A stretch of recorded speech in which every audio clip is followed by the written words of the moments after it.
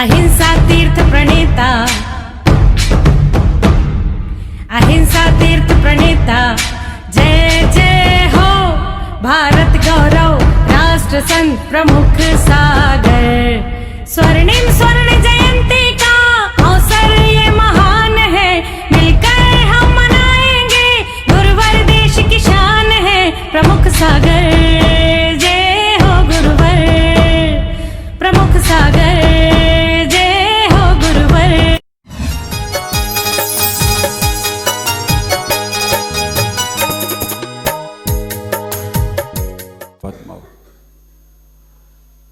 आपका जीवन मंगलमय है। हमारी चर्चा चल रही है भय के संबंध में, हम कैसे निर्भीक बने। 7 प्रकार के भय हमारे आचार्यों ने ग्रंथों में कहे हैं। इहलोक भय, परलोक भय, मरण भय, वेदना भय, आकस्मिक भय, आरक्षा भय, अगुप्ती भय। इहलोक भय की चर्चा मैंने आपसे की, परलोक भय की चर्चा चल रही है। पर का मतलब है दूसरा, पर का मतलब है अन्य, पर का मतलब है हमसे कोई और, पर का मतलब है जो अपना है अभी है उससे हटकर। तो विचार करना, पर भाव, परलोक भय, अगले जन्म का भय आज से ही सताने लगता है। और अगले जन्म का भय सताने लगता है कि मेरा क्या होगा, मेरा क्या होगा, मेरा क्या होगा। ये व्यवस्थाएं हमारी जीवन में दुख ही देने वाली हैं। मैंने कल आपसे कहा था कि परभाव से बचना है, परभाव के दुख से बचना है, परलोक के भय से बचना है, तो इस भाव को अच्छा करने का प्रयास करो। जिसका वर्तमान अच्छा होता है उसका वर्धमान अक्सर अच्छा होता है। हमें अपने वर्तमान को अच्छा करने के लिए अपने अंदर कॉन्फिडेंस लाना है, अपने अंदर विश्वास पैदा करना है। वर्तमान के भाव को संभालने के लिए हमें अपने जीवन को व्यवस्थित बनाने का प्रयास करना है। ख्याल करो, पूर्व दिशा की ओर मुख करके खड़े हो, सूर्य के दर्शन जरूर होंगे, इसमें कोई आश्चर्य की बात नहीं है। लेकिन समय आपको व्यवस्थित करना पड़ेगा कि खड़े कितने बजे होना है।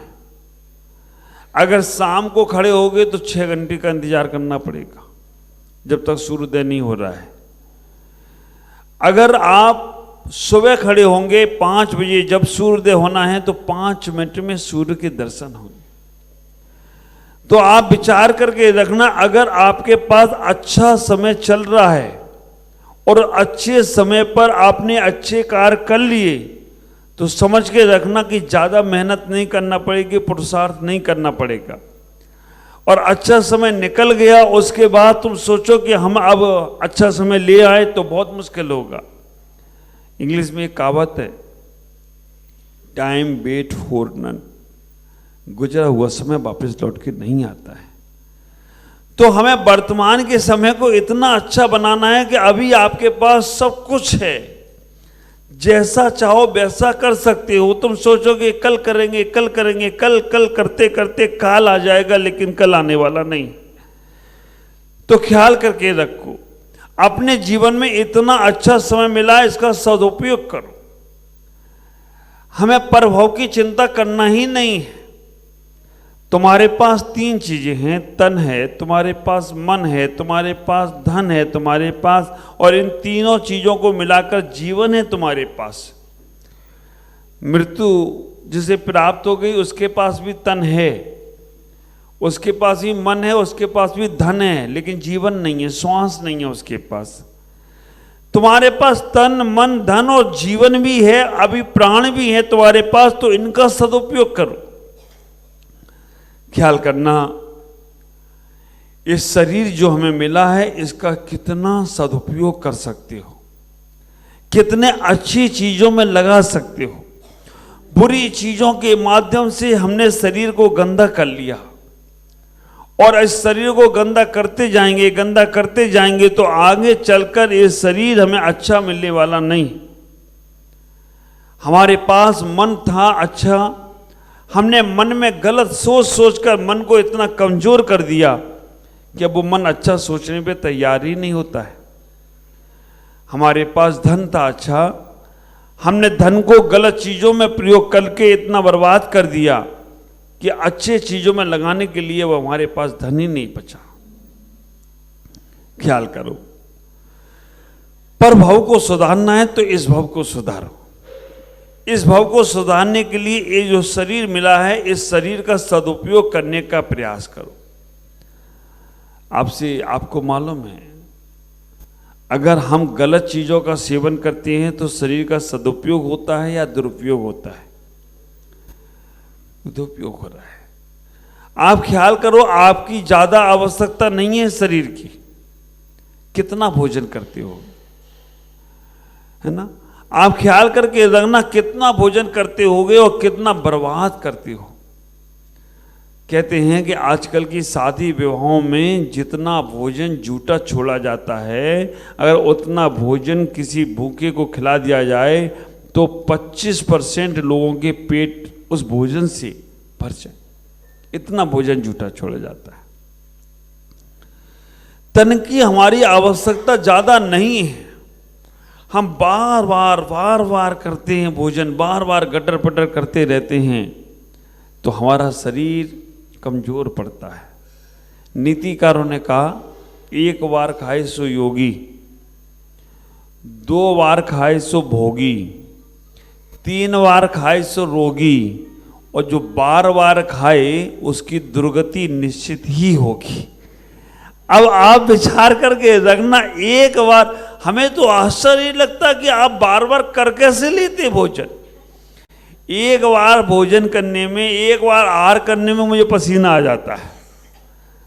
ये निखिल मेरे साथ रहता है आहार में, ड्राइवर की सीट पे बैठता है, करवाने वाले को भी पसीना आ जाता है।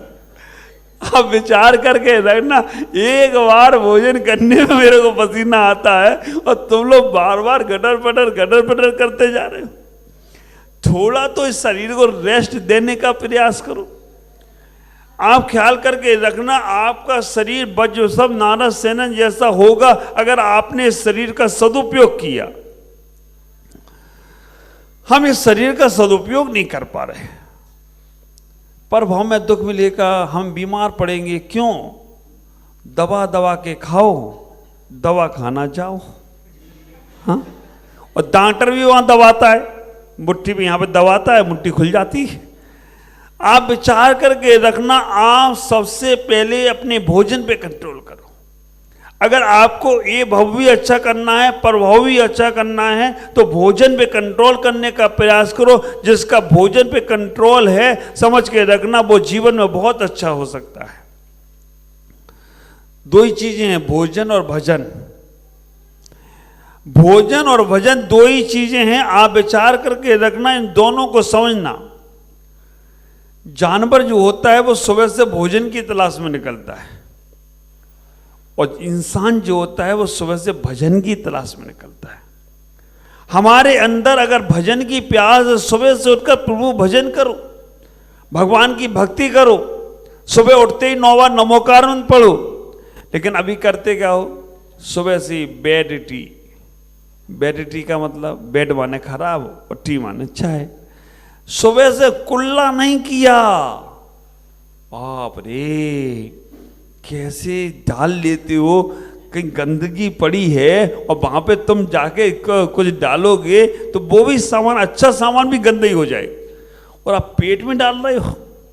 कम से कम कुल्ला तो कर लेते, कुल्ला भी नहीं किया और चाय के सोए बासी मुख चाय पीना शुरू कर देते हो। कैसे होगा? विचार करना। हमें अपने जीवन को अगर अच्छा बनाना है, पर भव का इस भव में भी हमें अच्छा जीवन बनाना है, तो हमें सबसे पहले खान पान पे कंट्रोल करना पड़ेगा। अगर हमारा खान पान अच्छा नहीं है, मैं अक्सर बोलता हूँ, जिसका खान पान अच्छा नहीं है उसका खानदान भी अच्छा नहीं है। खान पान सुधारो, खानदान सुधर जाएगा, और खानदान सुधर गया तो हमारा हिंदुस्तान सुधर जाए तो कोई आश्चर्य की बात नहीं है। इतना ही ख्याल करके रखना, खान पान से ही सारी विकृतियां हैं। जिन देशों में खान पान अच्छा नहीं है उन देशों में देखो मार काट लड़ाई झगड़े पड़े ही है। हाँ, अभी आपको मैत्री और कुकी का मालूम ही है। हाँ, कहां कहां से कैसे कैसे झगड़े हो रहे हैं, कैसे कैसे लोग वहां पहुंच रहे हैं। तो इतना ही विचार करना, जिन घरों में अच्छी समय पर अच्छा खाना पीना हो जाता है वहां झगड़े नहीं होते हैं, लेकिन जहां पर खाना पीना गलत है वहां झगड़े अक्सर हो जाते हैं। इसलिए बच्चों, हमें अपने जीवन में सात्विक भोजन को प्रयास करना चाहिए। सात्विक भोजन हमारे जीवन को बहुत अच्छा बनाने वाला है। तो हमें अगर अपने शरीर को अच्छा बनाना है तो जितना अच्छा भोजन करेंगे, जितना अच्छा भोजन की प्रवृत्ति बनाएंगे उतना हमारा अच्छा होगा। हमारे यहाँ तो आचार्यों ने यहाँ तक कह दिया, जो लोग बाग अपने उपवासों में भोजन करते हैं, जो लोग बाग उसको शाकाहारी मानते हैं, हमारे यहाँ उसको भी निषेध कर दिया गया, जमीकंद को छुड़वाया गया। कभी विचार करना, जमीकंद के बिना हमारा काम नहीं चलता है, लेकिन कितना पाप लगता है एक बार सोचना। आलू के बिना कोई सब्जी बनती नहीं है। हाँ, ख्याल करो, गाजर का हलवा तो सर्दी में चाहिए चाहिए है। भोजन की सलाद में अगर हमारी मूली ना आए, अदरक प्याज ना आए तो चलेगा ही नहीं। कर आप इसमें कितना आप पाप का आश्रय कर रहे हैं। आलू के अंदर अगर देखा जाए, आप अगर सही दिल से अगर जैन हैं और अगर आपको अगर सही थोड़ा सा धार्मिकता है, अगर थोड़ा सा आपके अंदर ये विचार है कि मुझे संसार से मुक्त होना है, मुझे संसार में नहीं फंसना है, बार बार मुझे संसार में जन्म नहीं लेना है, तो आप इन चीजों से बचने का प्रयास करो। एक आलू के अंदर इतने जीव हैं, इतने जीव, अगर केवल सुई डाली जाए, सुई डालने में जितने जीव मरेंगे ना, अभी उतने जीव सिद्ध भगवान नहीं बने। और सिद्ध कितने? अनंत अनंत। विचार करना, सिद्ध कितने? अनंत अनंत। उतने अनंत अनंत सिद्ध अभी नहीं, जितने सिद्ध नहीं बने उससे ज्यादा जीव, 3 गुने जीव एक आलू में सुई डालकर भी मरण को प्राप्त हो जाते हैं। कितनी हिंसाएं हमसे हो रही, उसके बिना भी हमारा जीवन चल सकता है। आप ख्याल करके रखना, उसके बिना भी हमारा जीवन चल सकता है। आपके साधु सन्यासी कभी नहीं करते इन चीजों का सेवन, क्या वो नहीं जी रहे हैं? हम ख्याल करें, हम नॉनवेज तो छोड़ दिए हैं, लेकिन इन चीज़ों को, गाजर में कितनी हिंसा है, मूली में कितनी हिंसा है, अदरक में कितनी हिंसा है, ये सबको मालूम है। हम जैन कुल में जन्म लिए हैं, हमें मालूम है, लेकिन हम उसे छोड़ नहीं पाते हैं। अदरक की जगह सौंठ ले सकते हो, क्योंकि सौंठ को सुखा दिया गया। तुम्हारे मन में विचार आएगा, अदरक को सुखा के सौंठ बना दिया, ले सकते हैं, तो आलू को सुखा के चिप्स बना के भी ले सकते हैं। हाँ? आलू को सुखा ले, चिप्स बना ले। आलू सूखता नहीं है, आलू सड़ता है। आलू को सुखाना है तो उसे उबालना पड़ेगा, अदरक को सुखाना है तो उबालना नहीं पड़ता है। ख्याल करो, हमें अपने जीवन में सबसे पहले शरीर को स्वस्थ रखने के लिए भोजन पे कंट्रोल करें, दिन भर भोजन ना करें। इतना ही विचार करना, एक बार खाने का प्रयास करो। बड़ी बड़ी तपस्वी, बड़े बड़े साधक कई कई दिनों के उपवास करते हैं। योगी जो होते वो एक बार भोजन करते हैं, हम 2 बार का रख लें कि हम 2 बार ही अनाज खाएंगे, पानी की छूट रख लें। और आप विचार करके रखना, ये सारे के सारे नियम श्रावक के होना चाहिए। आपके गुरु जिन्होंने भोजन नहीं किया, आप उनके पहले कैसे भोजन करते हो? क्योंकि हमारे गुरु अगर भोजन करे, पहले का नियम होता था, पहले का, आजकल तो नहीं कह सकते, पहले जब तक पति को भोजन ना कराए तब तक पत्नी भोजन नहीं करती थी। हाँ, आजकल क्या है, आजकल तो पहले हम ही करेंगे, बाद में वो आए तो करते रहे। क्योंकि श्रीमती जी सीरियल देख रही हैं और पति देव आ गई तो सीरियल से अभी भोजन रखा है, अपने आप कर लो, हमने तो कर लिया है। आज भी कई जगह होता है। इतना ही विचार करो, हम कम से कम छोटे छोटे अपने नियम बनाने का प्रयास करें। हम अपने जीवन में इतना बनाने का प्रयास करें कि सुबह हमें भोजन करना है तो जब तक मेरे गुरुदेव का, मेरे साधुओं का आहार नहीं होगा तब तक हम मुंह जूठा नहीं करेंगे। उत्कृष्ट श्रावक बनोगे। कोई बात नहीं, नहीं दे पाते हो, मध्यम श्रावक बनो। अगर उत्कृष्ट श्रावक बन रहे हो तो नगर में साधु आए हैं तो उन्हें आहार दो, फिर आहार करो। मध्यम श्रावक आहार नहीं दे पा रहे हैं, आहार देखें फिर आहार करें, भोजन करें। मध्यम नहीं बन पा रहे हो तो जगन बनो कि 10 बजे तक हम भोजन नहीं करेंगे, उसके बाद हम भोजन करेंगे। ये जगन और निकृष्ट तो वो है कि जो सुबह से ही खाना शुरू करता है। ख्याल करना, इतना ही विचार करना, अब हमसे भोजन नहीं छूटता, हमें सुबह से ही लेना है। तो आपका ये नियम तो हो सकता है कि हम अनाज की बनी वस्तु नहीं खाएंगे। कम से कम इतना आप एक व्यवहार लोग निभाएं कि हम अनाज की बनी वस्तु हम जब तक गुरुओं का आहार नहीं होगा तब तक नहीं करेंगे। मैं कहना चाहता हूं, आपका शरीर में कोई बीमारियां भी होंगी तो भी निकलती जाएंगी। अभी बीमारी के डर से हम सुबह सुबह से भोजन शुरू करते हैं कि मुझे डायबिटीज है महाराज, मुझे चक्कर आ जाएगा, मुझे ये हो गया, मुझे ये हो जाएगा। कुछ नहीं होगा। आप 9 बजे तक का नियम बनाओ कि 9 बजे 10 बजे तक हम भोजन। आपने तो शाम को भी भोजन किया है, गुरु ने 24 घंटे पहले किया था, अब वो बैठे हैं। आप विचार करके देखना, गुरुओं ने सुबह किया था, फिर अगले दिन सुबह करेंगे, तुम शाम को भी किए हो, अब सुबह का इतना नियम बना लो। बता मैं सकता हूं, जीवन का उत्थान करना तुमको है। ख्याल करो, सुबह से लेकर हम 10 बजे तक का, 9 बजे तक का ऐसा नियम बनाएं कि 9 बजे तक हम अनाज की चीज़ें नहीं खाएंगे। लेकिन कभी कभी मजबूरियां होती हैं, जाना है तो रख लीजिएगा। 9 बजने के बाद ही आपको साधु को आहार देने का पुण्य लग गया। आपने साधु को आहार नहीं दिया, लेकिन 9 बजे का समय टाल दिया, 10 बजे का समय टाल दिया, तो आपको साधु को आहार देने का पुण्य लग गया।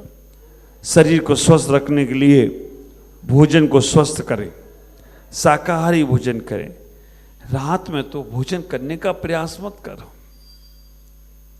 ख्याल करना, और आप इतना ही विचार करना कि रात में अगर अपन भोजन करते हैं, शरीर भी स्वस्थ खराब होता है, और दूसरे नंबर पे धर्म भी समाप्त होता है, तीसरे नंबर पे हिंसा का भी प्रभाव आता है, और चौथे नंबर पर हमारा जैन धर्म का अस्तित्व नाश होता है, हमारा प्रभाव खराब होता है। हमें इतना ही विचार करना है, उस प्रभाव को अच्छा बनाना है, तो हमें रात्रि के समय तो कम से कम शादी विवाहों में बंद करना चाहिए। घर में चौका चूल्हा हमारा बंद हो जाना चाहिए। अब आजकल बच्चों को थोड़ा सा लगता है कि घूमने जाएंगे, पार्टी में जाएंगे तो रात में चलेगा। कोशिश करो, कोशिश करने वाले की हार नहीं होती है। चलो हम रोज नहीं कर पाते तो महीने में 5 दिन का छुट्टी ले लो, 25 दिन नहीं करेंगे रात में भोजन। हम अपने घर में नियम बनाएं, मजबूरी है हम चलाएंगे, लेकिन हम इतना नियम बना लें कि हम महीने में 5 दिन बाहर जाना पड़ जाए, कभी कुछ अड़चन आ जाए तो हमें लेना पड़ेगा मजबूरी में, आपको पूरे 30 दिन का पुण्य लगेगा।